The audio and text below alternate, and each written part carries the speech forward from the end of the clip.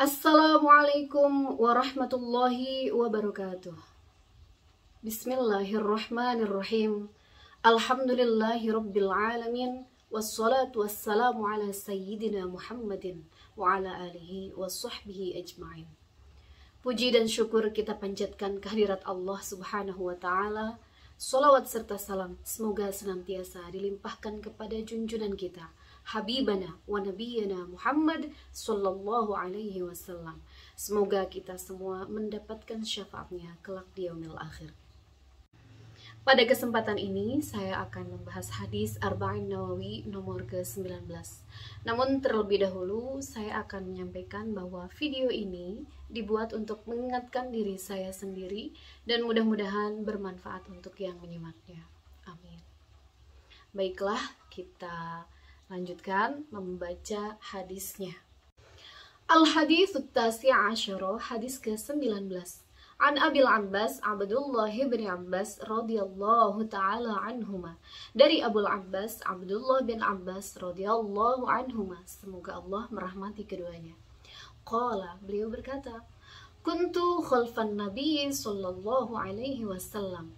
Pada suatu hari aku pernah berada di belakang Rasulullah, di belakang Nabi sallallahu alaihi wasallam.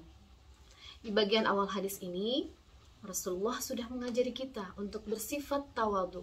Beliau seorang manusia pilihan mau duduk bersama pemuda yang bernama Ibnu Abbas. Sifat ini juga menunjukkan bahwa beliau menyayangi yang lebih muda.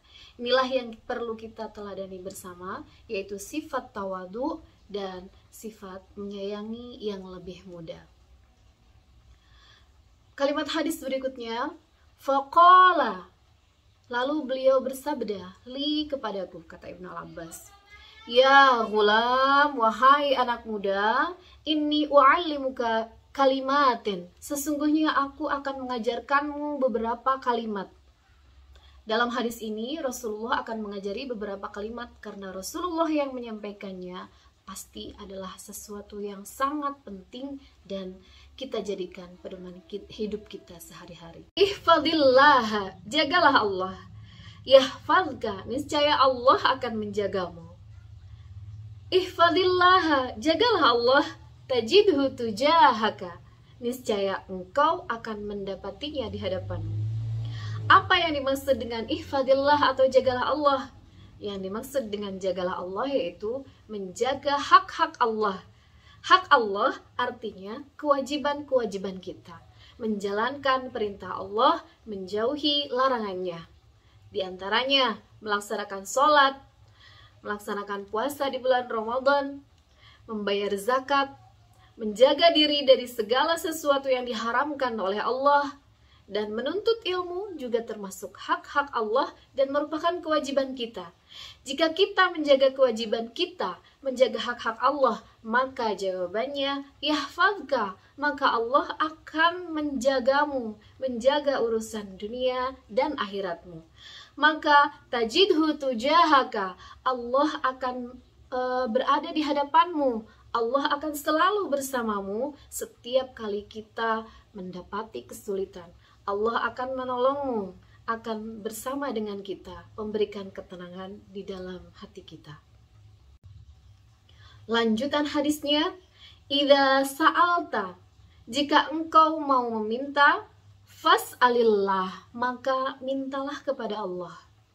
Jika kita ingin sesuatu atau membutuhkan sesuatu, jangan meminta kepada selain Allah. Mintalah hanya kepada Allah. Jangan menyekutukan Allah, minta dan beribadahlah hanya kepada Allah. Maka insya Allah, Allah akan mengabulkannya.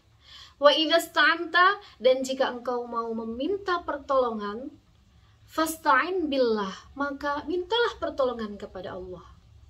Bukankah setiap hari kita membacakan surat Al-Fatihah ayat kelima minimal 17 kali dalam sehari dalam rakaat-rakaat sholat kita? Iyyaka na'budu wa iyyaka nasta'in. Kita sudah mengikrarkan bahwa hanya kepadamulah kami menyembah dan hanya kepadamulah kami mohon pertolongan. Kita meminta menyembah kepada Allah setelah menyembah kepada Allah, melaksanakan kewajiban, membayarkan hak-hak Allah, melaksanakan kewajiban kita, maka lanjutkan dengan meminta hanya kepada Allah. Kita lanjutkan kalimat hadisnya. Wa'alam, dan ketahuilah, annal ummata, apabila semua umat, lawijtama'at, apabila semua umat berkumpul, ala ayyang fa'unka bisyai'in, untuk mendatangkan suatu manfaat kepadamu dengan sesuatu, lam yang fa'unka, maka mereka tidak bisa memberikan manfaat kepadamu illa bisyai'in, kecuali dengan sesuatu qad kataballahu laka, yang telah Allah tetapkan untukmu.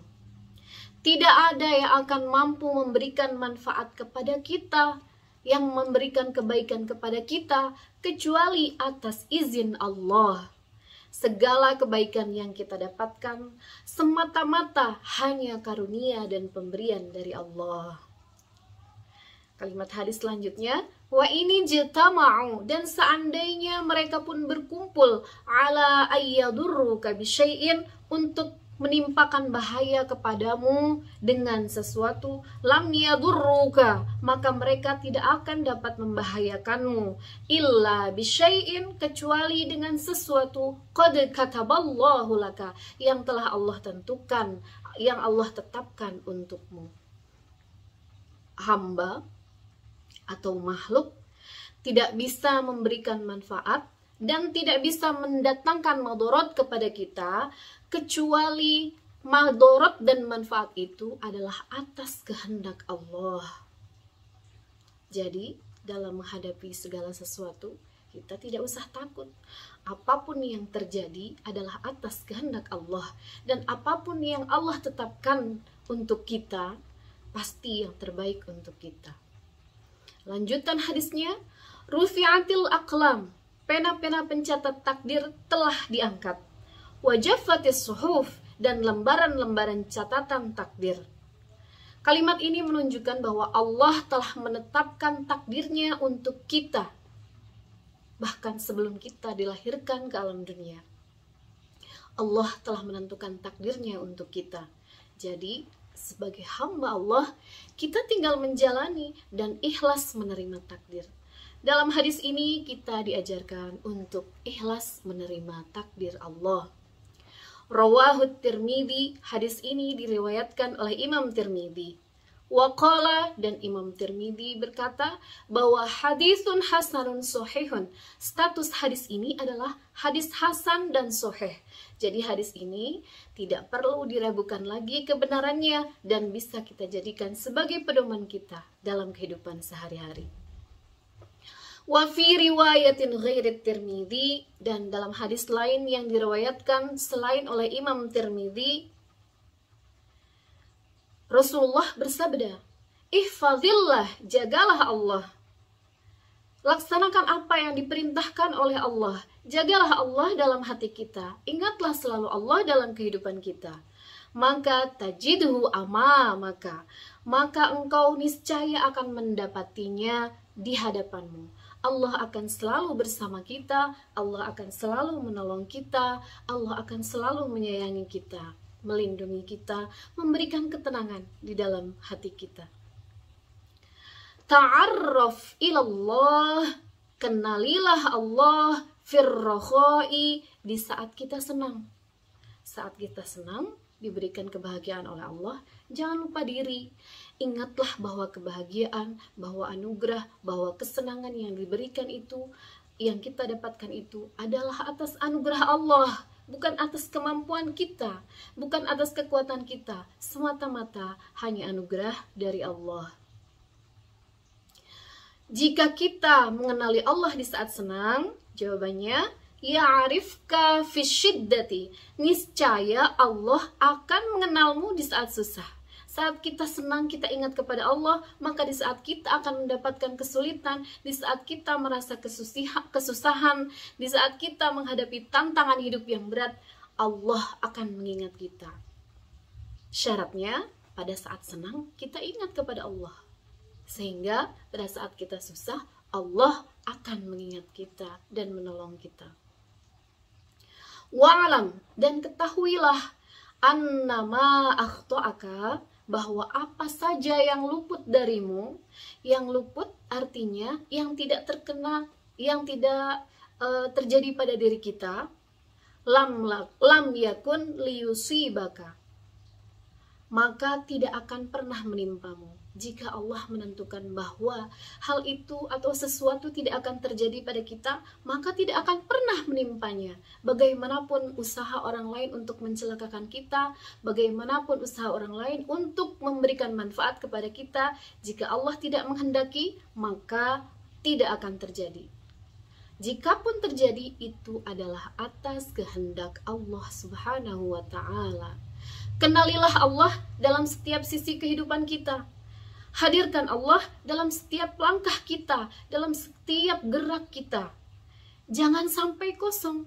Setiap hela nafas kita, isilah dengan ingat kepada Allah, baik saat senang maupun saat susah. Maka niscaya Allah akan mengenal kita, akan ingat kepada kita. Insya Allah akan menolong kita, memberi perlindungan kepada kita, memberi ketenangan dalam hati kita. Lanjutan hadisnya, wa ma asabaka, dan apa yang menimpamu, lam yakun liyukhti'aka, maka tidak akan pernah luput darimu. Jika Allah menghendaki sesuatu terjadi pada kita, maka tidak akan bisa dihindari. Apa yang Allah kehendaki pasti terjadi. Yang tidak Allah kehendaki pasti tidak akan terjadi.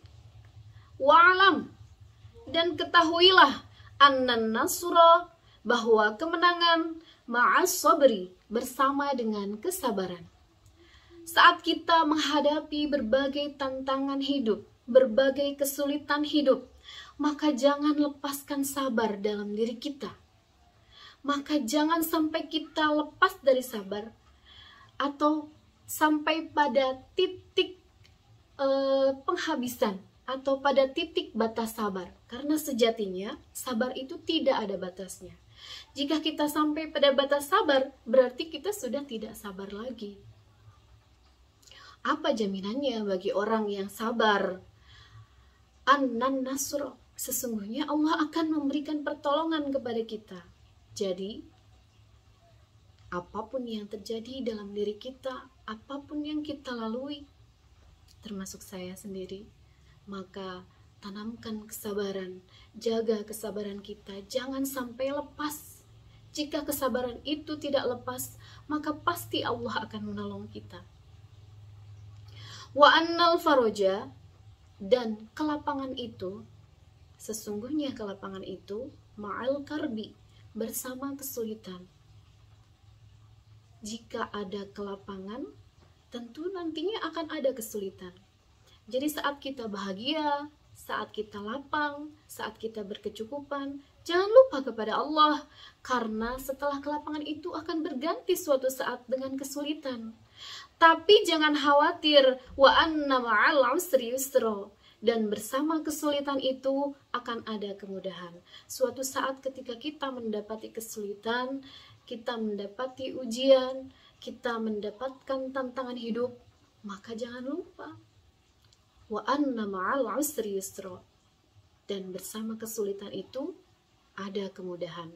Pasti Allah akan memberikan kemudahan kepada kita. Maka janganlah berputus asa saat kita menghadapi kesulitan atau tantangan hidup. Kalimat hadis tadi mengajari kita untuk tetap tenang, sabar dalam menghadapi kesulitan, karena bersama kesulitan itu pasti ada kelapangan dan ada kemudahan. Sudah seharusnya sebagai seorang muslim kita tidak takut dan tidak putus asa dalam menghadapi kehidupan, dalam menghadapi tantangan, kesulitan, dan cobaan.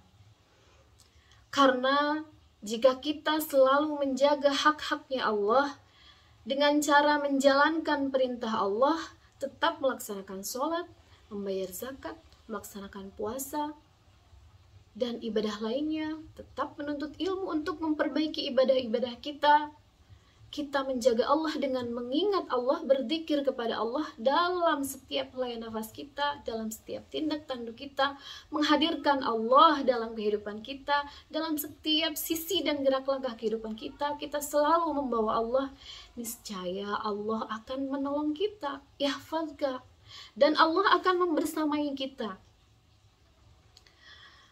Dan mintalah pertolongan hanya kepada Allah, mintalah apa yang kita butuhkan hanya kepada Allah. Jangan meminta sesuatu kepada selain Allah, jangan pernah menyekutukan Allah. Jika kita menjaga Allah, melaksanakan perintah Allah, meminta hanya kepada Allah, niscaya Allah akan menjaga kita. Allah akan memberikan pertolongan kepada kita. Allah akan memberikan ketenangan dalam batin kita, memberikan kelapangan, dan memberikan kecukupan dalam hidup kita. Pemirsa yang dirahmati Allah, demikian tadi uraian hadis Arba'in Nawawi ke-19.